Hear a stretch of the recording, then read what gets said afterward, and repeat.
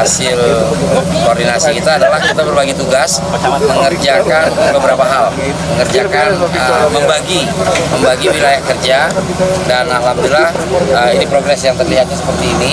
Tapi tetap sepanjang Sungai Cirarap ini harus dinormalisasi. Kalau tidak, maka saya mendapat informasi bahwa total jumlah masjid dan musola di Provinsi Banten sekitar 15.000 lebih, dan 15.000 ini kurang lebih sekitar 9.000 yang baru bersertifikat wakaf.